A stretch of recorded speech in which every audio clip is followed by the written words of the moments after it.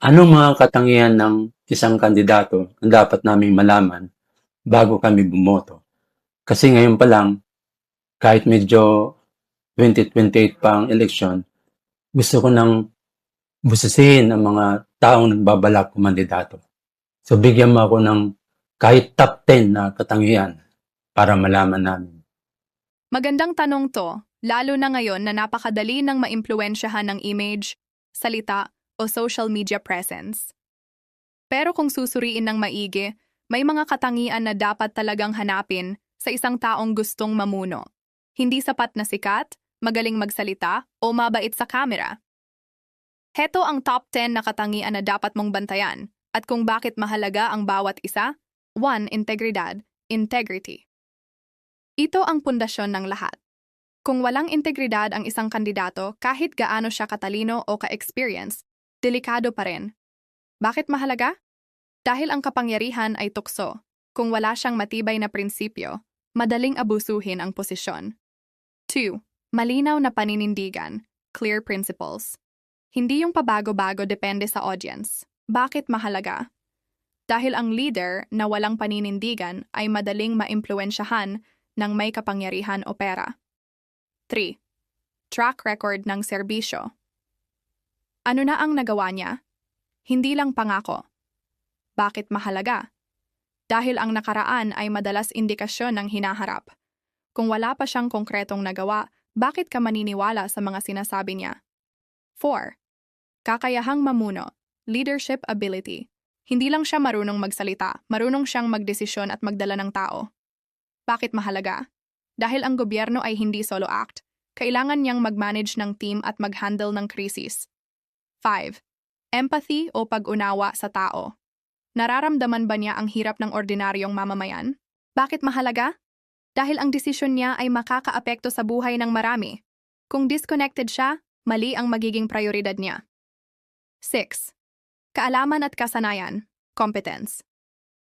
May sapat ba siyang kaalaman sa batas, ekonomiya, o pamamahala? Bakit mahalaga? Dahil ang good intentions ay hindi sapat. Kailangan marunong siyang magpatupad ng solusyon. 7. Tapang, courage. Kaya ba niyang tumayo laban sa mali kahit hindi siya popular? Bakit mahalaga? Dahil may mga desisyon na tama pero hindi agad magugustuhan ng tao. 8. Accountability, pananagutan. Inaako ba niya ang pagkakamali niya? Bakit mahalaga? Dahil ang leader na marunong umamin ay mas mapagkakatiwalaan kaysa sa laging nagtatago o nagsisisi lang kapag nahuli. 9. Kakayahang makinig, listening skills. Hindi lang siya nagsasalita, nakikinig din siya. Bakit mahalaga? Dahil ang tunay na leader ay hindi all-knowing. Kailangan niyang pakinggan ang experts at ang mga tao. 10. Long-term vision, malinaw na plano sa hinaharap. May plano ba siya beyond sa term niya? Bakit mahalaga? Dahil ang tunay na leader ay hindi lang iniisip ang susunod na eleksyon. Iniisip niya ang susunod na henerasyon. Isang real talk na tanong. Sa dami ng nakikita mong kandidato, ilan sa kanila ang pasado sa kahit kalahati nito? Kasi minsan, ang problema hindi lang sa kandidato, kundi sa standard na tinatanggap natin. Paano namin malalaman ang integridad ng isang kandidato?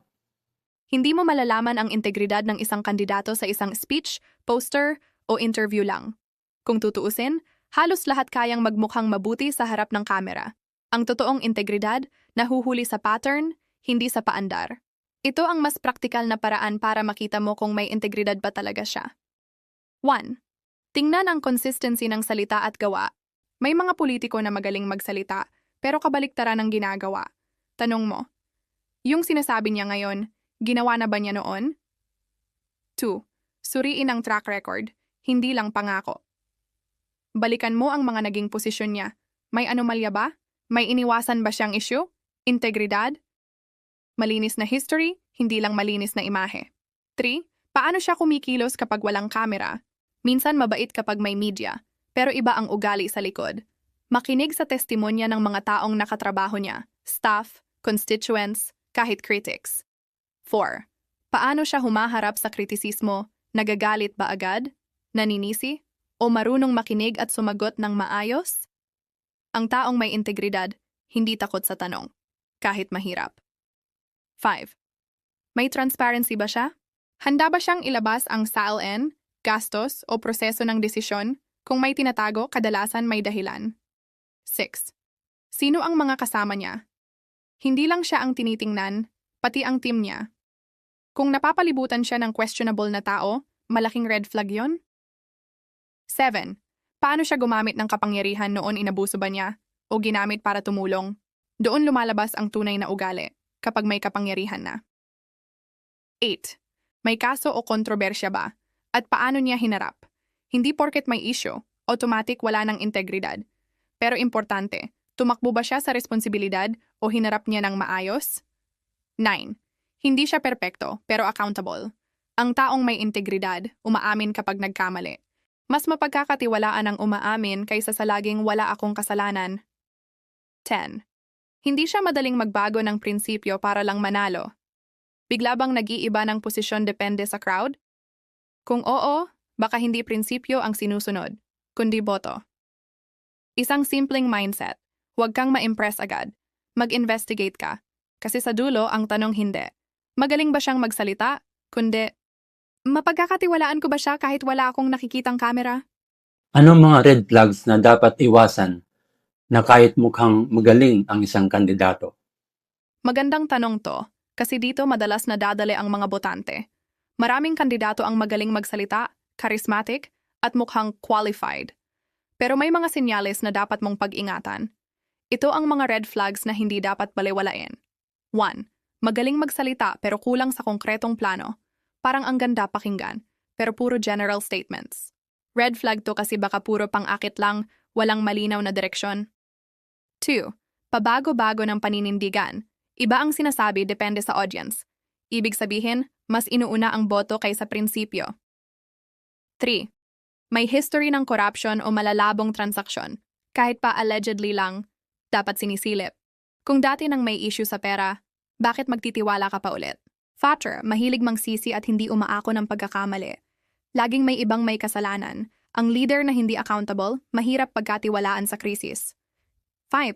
Umaasa sa paninira kaysa sariling plataporma. Mas kilala mo siya dahil sa binabatikos niya kaysa sa plano niya. Negative campaigning. 9. Kulang sa sariling maipakita. 6. Gumagamit ng fake news o misleading information. May mga claim na madaling ma-fact check pero mali. Kung handa siyang magsinungaling para manalo, ano pa kaya pag nasa posisyon na? 7. Palibot ng questionable na tao. Yung mga kasama niya may issue rin. Madalas, ang environment niya ay reflection ng values niya. 8. Biglang yaman o hindi maipaliwanag na lifestyle, hindi tugma ang kita sa pamumuhay. Malinaw na warning sign ito ng posibleng abuso sa pera. 9. Populist lang, laging gusto maging likable. Laging sinasabi ang gusto marinig ng tao kahit hindi realistic. Delikado to dahil maaaring walang long-term na plano. 10. Ayaw sa transparency o umiiwas sa mahihirap na tanong, iniiwasan ang debate, interview, o detalye. Kung ngayon pa lang ayaw na sumagot, paano pa kapag may kapangyarihan na? Isang real talk. Minsan, hindi mo kailangan hanapin agad ang pinaka-perfect na kandidato. Mas practical na tanong muna ay, sino ang may pinakamakaunting red flags? Kasi sa realidad, bihira ang perpekto. Pero malinaw kung sino ang delikado.